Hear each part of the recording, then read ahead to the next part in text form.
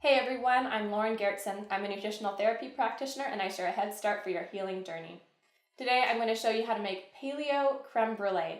Creme Brûlée is one of my favorite desserts and was when I was growing up as well. My family would go occasionally to a French restaurant in town and I would wait through the whole meal just looking forward to ordering creme brulee for dessert.